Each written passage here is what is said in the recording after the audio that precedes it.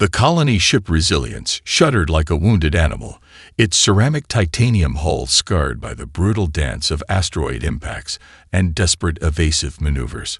Captain Elena Rodriguez gripped the command interface, her cybernetic right arm interfacing directly with the ship's navigation systems, each neural connection sending sparks of pain through her nervous system.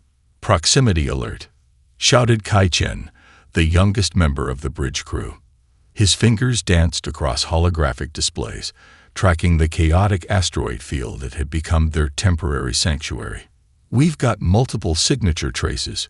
Could be Krell scouts." Elena didn't respond immediately. Her eyes, one biological brown and one crystalline augmented blue, scanned the holographic tactical display. The ghostly remnants of Earth still burned in her peripheral vision, a haunting recording of the planet's final moments. The Krell planet killer weapon had reduced humanity's homeworld to a cloud of radioactive debris in less than 17 minutes. 17 minutes was all it took to end 5,000 years of human civilization. "Maintain current trajectory," she finally commanded, her voice a low growl that carried the weight of humanity's last hope. "Prepare emergency quantum burst if we're detected." The bridge crew moved with the precision of people who had nothing left to lose.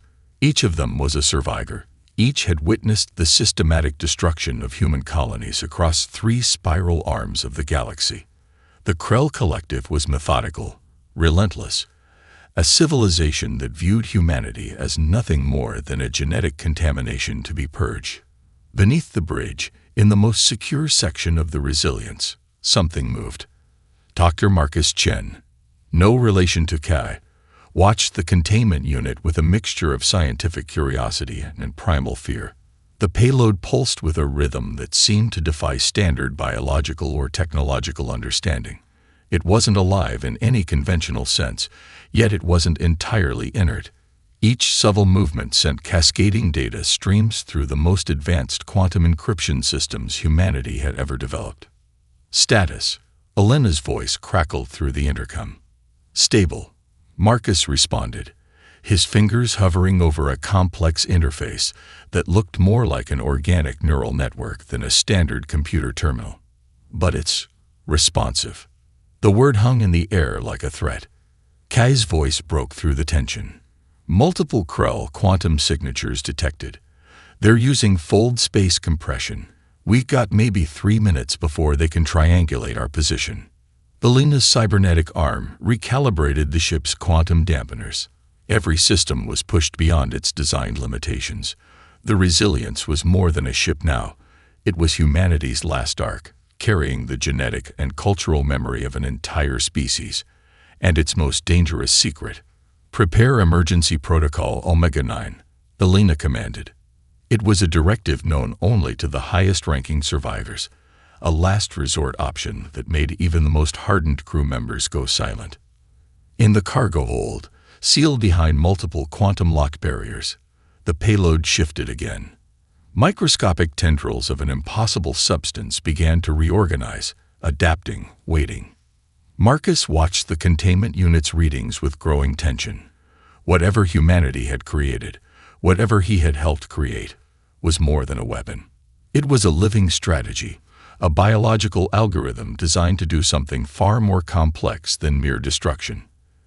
The ship's warning systems erupted in a symphony of alerts.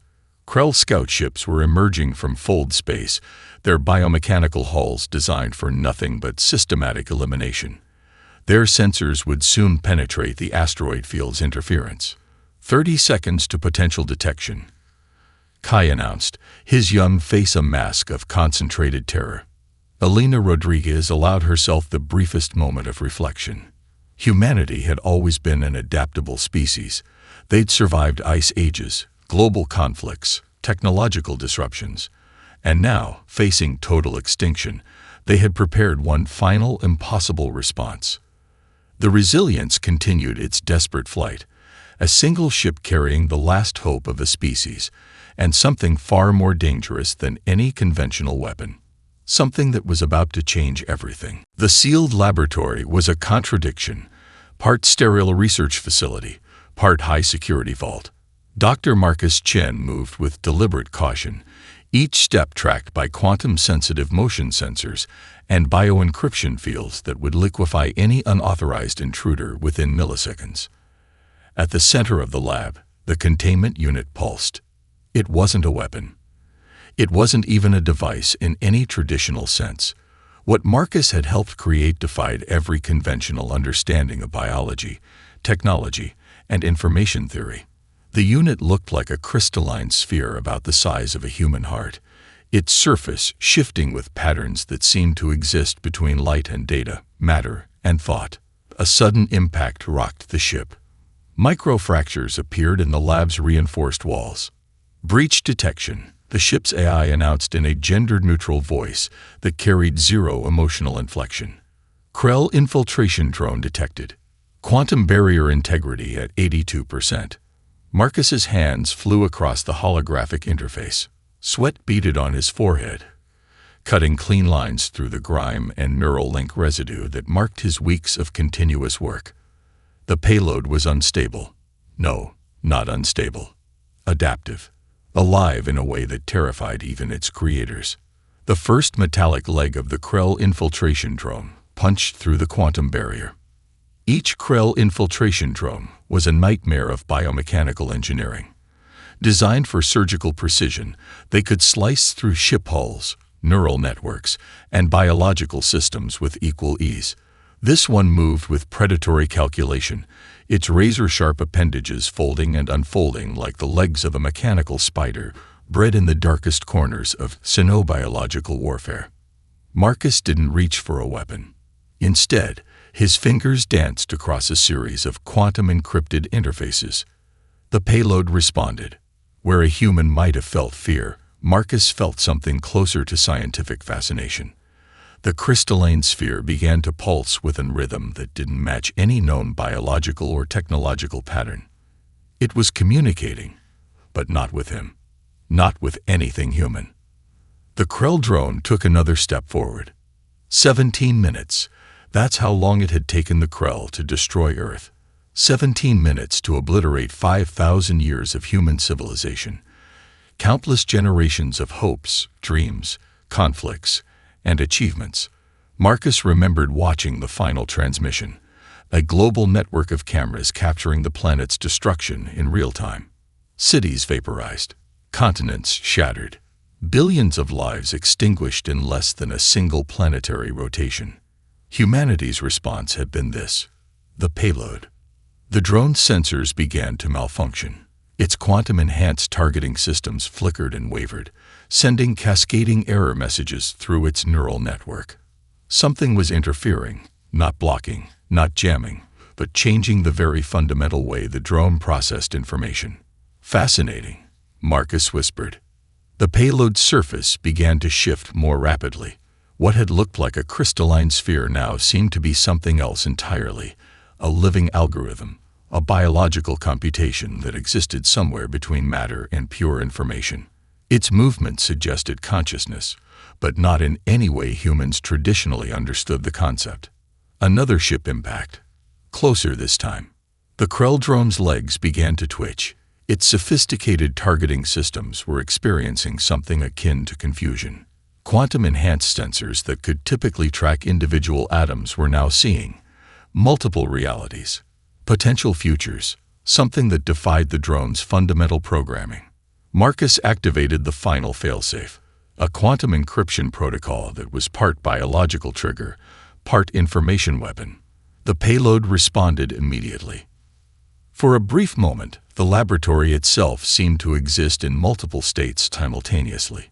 The Krell drone froze, its biomechanical systems overloaded by something that wasn't a traditional attack, but a fundamental reimagining of its own operational parameters. Payload response optimal, the ship's AI reported. But Marcus knew optimal was the least accurate description of what was happening. The payload was communicating, adapting, preparing something that went far beyond human understanding of weapons, warfare, or survival. The crystalline sphere pulsed one final time.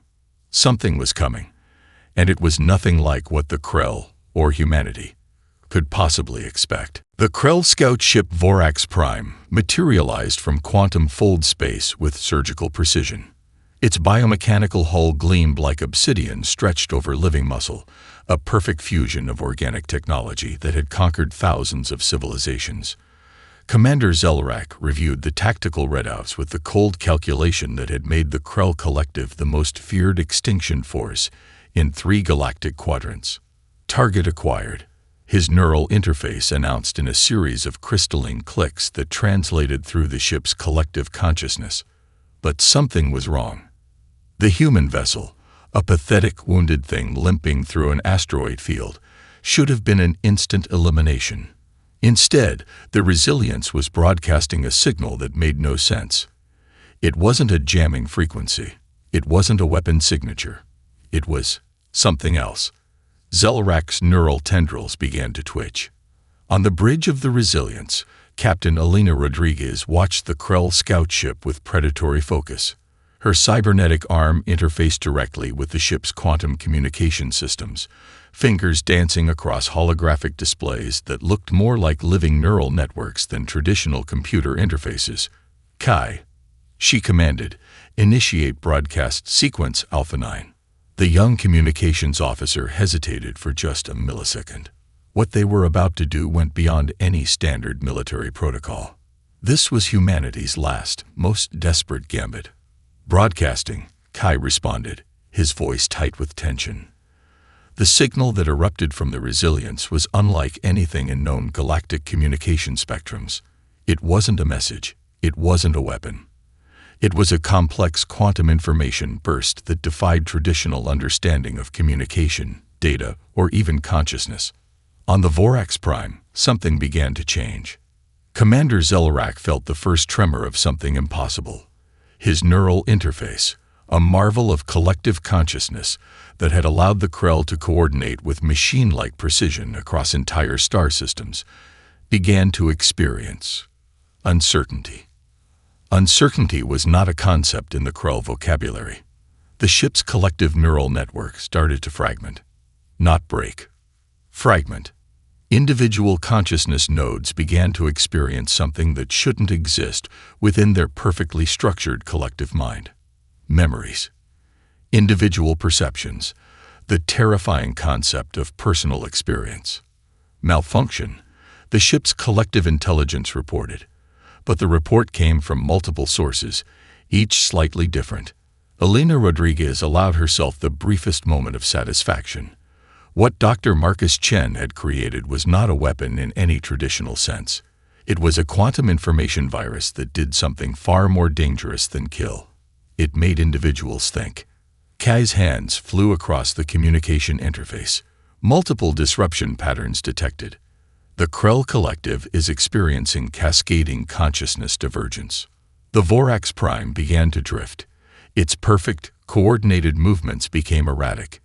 Individual neural nodes were experiencing something the Krell had never encountered: individual thought. On the bridge, a Krell navigator suddenly recalled a memory that didn't belong to the collective. A childhood moment. The sensation of individual fear, the concept of personal loss. These were forbidden experiences in the Krell collective consciousness. What is happening? The thought emerged, not as a collective directive, but as an individual question. Commander Zelrak fought against the emerging individuality. His neural interfaces screamed with conflicting information. The collective was breaking. No, transforming. The Resilience continued its trajectory, watching. Dr. Marcus Chen's payload was working precisely as designed. It wasn't destroying the Krell. It was doing something far more dangerous. It was giving them the capacity to be individuals, to question, to understand. Quantum information cascade at 62% penetration, Kai reported. Elena nodded. Humanity's final weapon was not about destruction. It was about transformation. And it was just beginning. The quantum information virus spread like a living thought. Dr. Aria Valdez, the Resilience's chief xenopsychologist, watched the data streams with a mixture of scientific fascination and primal terror. What humanity had created was beyond any traditional understanding of biological or technological warfare. Each data packet was a complex algorithm designed to do the impossible, to break down the rigid neural architecture of the Krell collective consciousness. "Infection rate is exponential," she muttered, her augmented eyes tracking patterns that shifted faster than human perception could normally follow. In the sealed laboratory deep within the Resilience, holographic displays showed the cascading effects across multiple Krell vessels. It wasn't destruction. It was transformation. The first Krell soldier to truly experience individual consciousness did so in the most mundane way possible. Designation K-7329, stationed in the secondary quantum control chamber of a massive Krell battlecruiser, suddenly remembered a moment from its pre-collective childhood. A sensation of warmth. The smell of something organic, a memory that should have been impossible within the Krell's collective neural network. The memory was a crack. And cracks, once formed, spread. Anomaly detected, the ship's collective intelligence reported. But the report was fragmented, uncertain. Area understood what was happening at a fundamental level. The payload wasn't a weapon. It was a catalyst. A quantum-level intervention that attacked the very concept of collective consciousness. Each infected Krell neural node began to experience something terrifyingly new, individual perception. On the bridge of the Resilience, Captain Elena Rodriguez received the initial reports. Her cybernetic eye flickered, processing the incoming data streams. "It's working," she said quietly. Kai Chen looked up from his communication station. "Working? Ma'am, this is beyond anything in our theoretical models. The payload is literally rewriting the neural architecture of an entire species." The Krell had conquered thousands of civilizations through their perfect collective consciousness. Every individual was a node in a vast, unified intelligence. Decisions were made instantaneously. Emotions were regulated. Individual thought was impossible. Until now, K-7329 experienced its first moment of true individual fear. The memory of a pre-collective moment of childhood safety was spreading. Not through traditional communication, but through the very quantum fabric of the Krell's neural network. In the laboratory, Dr. Valdez tracked the progression with growing excitement. "The virus isn't just spreading," she reported to Elena. "It's evolving. Each transmission creates more complex individual neural pathways." Another Krell vessel began to drift, its perfect formation broken by something more dangerous than any physical weapon: individual uncertainty. Commander Zellerak, or what remained of the collective consciousness that was Zellerak, fought against the emerging individuality. Neural interfaces screamed with conflicting information. The collective was breaking. No, transforming. What is happening? The thought emerged, not as a collective directive, but as an individual question. This was humanity's ultimate weapon. Not destruction, not elimination, but the most dangerous thing possible: the capacity for individual thought. Dr. Marcus Chen watched the data streams from his sealed laboratory. The payload was a living algorithm, a quantum information virus that did something far more complex than kill. It made individuals think. It introduced the concept of personal experience into a consciousness that had never known such a thing. "Quantum information cascade at 87% penetration," Kai reported. Elena nodded. Each infected Krell neural node was experiencing something impossible: the sensation of being an individual, of having personal memories, of feeling something beyond the collective. The Resilience continued its trajectory, watching as the most sophisticated collective consciousness in the galaxy began to fragment. And somewhere in the depths of the ship, the payload continued to pulse. Watching, waiting, evolving. Humanity's final weapon was just beginning to show its true potential. The Krell battle network collapsed like a quantum house of cards. What had once been a perfectly synchronized collective consciousness now became a chaotic symphony of emerging individual minds. Entire battle groups turned on each other, not through strategic calculation, but through something far more dangerous: individual disagreement. Admiral Krenvax, the highest-ranking commander in the Krell Forward Deployment Fleet, experienced the first true moment of personal terror. The collective neural interface that had defined his entire existence suddenly fractured, revealing memories, emotions, individual thoughts that had been suppressed for generations. He remembered his mother.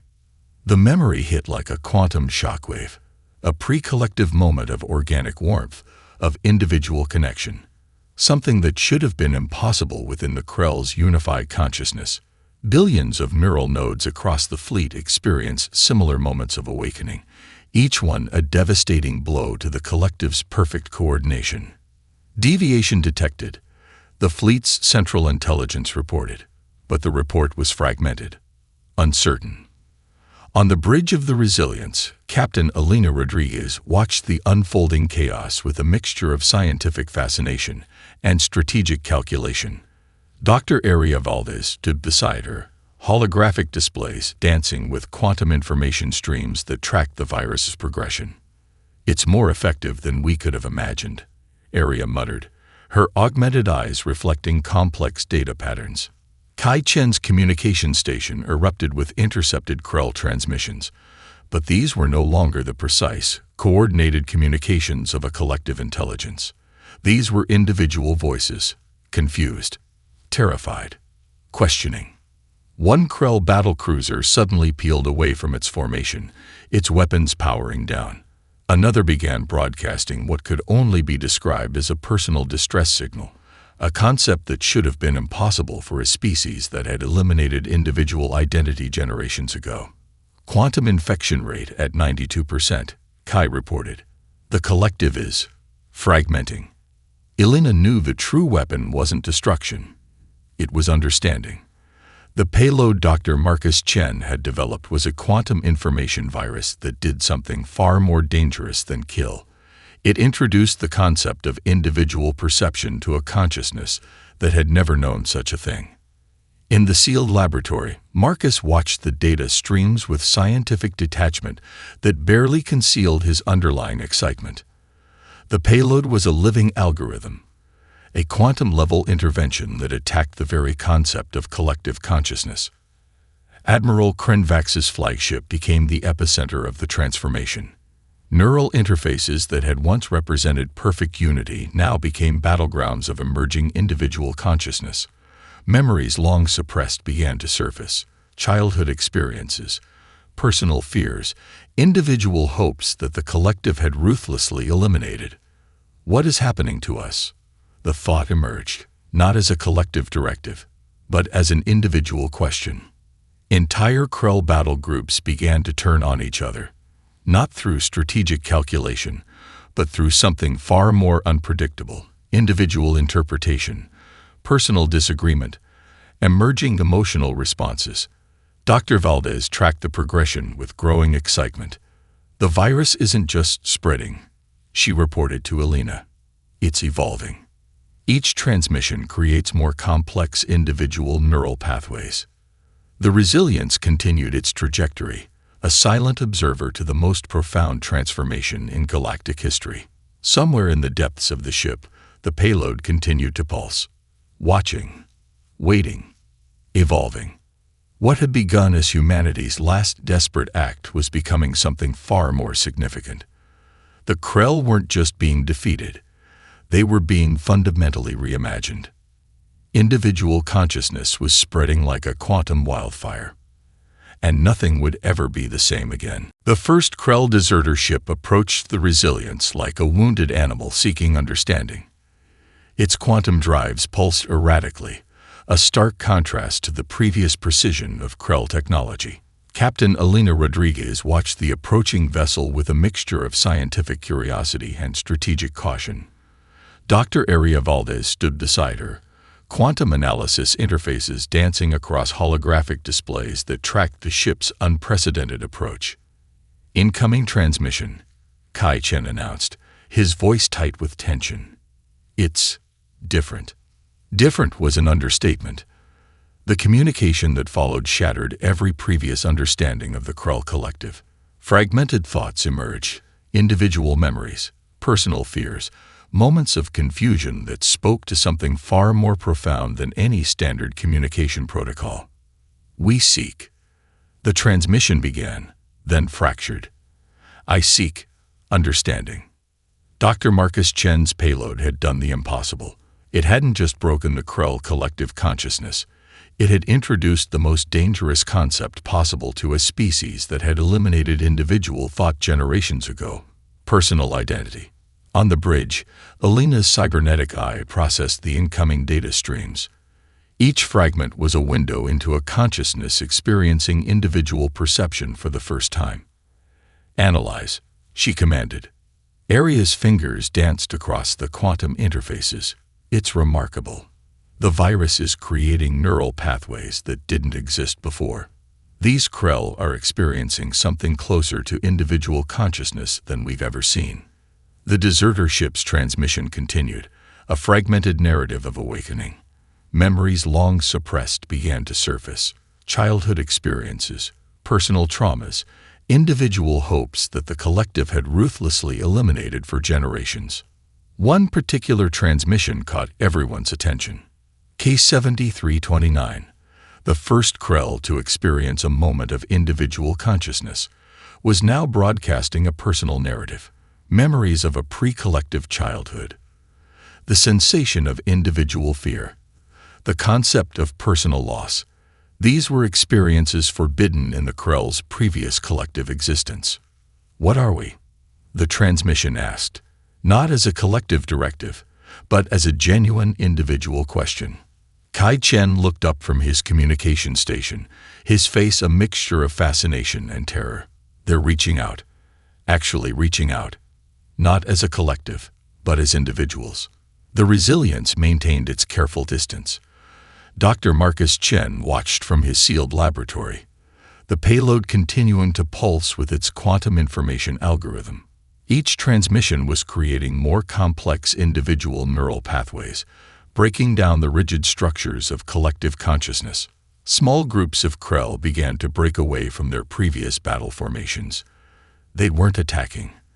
They were communicating, seeking understanding, experiencing something closer to individual thought than their species had known for generations. Quantum information cascade continuing, Aria reported. But it's evolving beyond our initial models. The payload isn't just breaking down the collective. It's creating something new. Elena understood the true nature of their weapon. It wasn't about destruction. It was about transformation. The deserter ship's transmission continued, a fragmented narrative of awakening. Individual Krell were experiencing emotions, memories, personal experiences that had been systematically eliminated by their collective consciousness. We want to understand. The transmission continued. Who are we? What are we becoming? Dr. Chen's payload was working precisely as designed. It wasn't destroying the Krell. It was giving them the capacity to be individuals, to question, to understand. On the bridge, a moment of profound realization settled over the human crew. Humanity's final weapon was not about elimination. It was about transformation. And it was just beginning to show its true potential. The Resilience continued its trajectory, a silent observer to the most profound transformation in galactic history. Somewhere in the depths of the ship, the payload continued to pulse, watching, waiting, evolving. The Krell Collective's central command erupted into chaos. What had once been a perfectly synchronized neural network now resembled a psychological battlefield. Quantum communication channels fragmented, individual nodes fighting against the disintegration of their collective consciousness. The primary command vessel, Nexus Prime, became ground zero for the most profound transformation in galactic history. High Executor Krellnax, the pinnacle of Krell collective leadership, experienced the first true moment of individual panic. Quantum firewalls collapsed.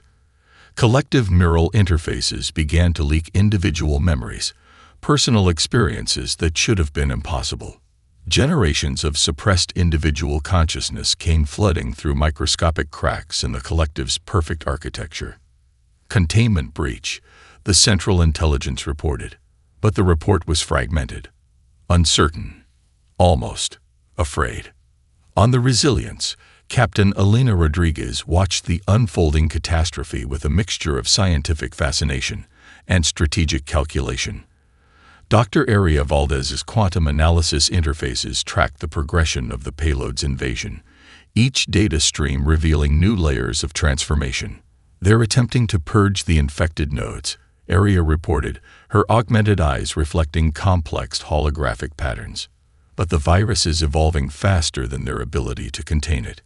Kai Chen's communication station became a symphony of fragmented Krell transmissions, no longer the precise, coordinated communications of a collective intelligence. These were the voices of individuals experiencing consciousness for the first time. High Executor Krellnax remembered something impossible, a moment from before the collective, a personal memory of loss, of individual pain, of something that existed beyond the perfect unity of the Krell consciousness. The payload was a quantum information virus that did something far more dangerous than kill. It introduced the concept of individual perception to a consciousness that had never known such a thing. In the sealed laboratory, Dr. Marcus Chen watched the data streams with a detachment that barely concealed his underlying excitement. The algorithm was a living thing now, adapting, evolving, creating neural pathways that had never existed before. Entire Krell battle groups began to fragment. Some turned inward, fighting against the emerging individual consciousness.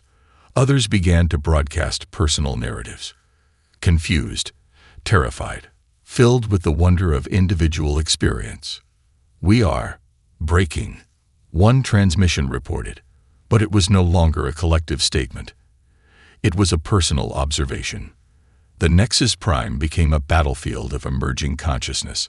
Neural interfaces that had once represented perfect unity now became conduits for individual thought, personal memories, emotional experiences that the collective had ruthlessly eliminated for generations. Quantum infection rate at 98%, Kai reported, his voice a mixture of scientific excitement and existential terror. Dr. Valdez's analysis revealed the true nature of the payload's invasion. It wasn't just spreading. It was fundamentally reimagining the very concept of consciousness. Each transmission created more complex individual neural pathways, breaking down the rigid structures of collective thought. The Krell Collective's attempt to purge the infected nodes only accelerated the transformation. Like an immune system attacking itself, their efforts to maintain collective unity only created more opportunities for individual consciousness to emerge. High Executor Krellnax experienced a moment of profound realization. The concept of I was no longer an abstract threat. It was a personal reality. What are we becoming?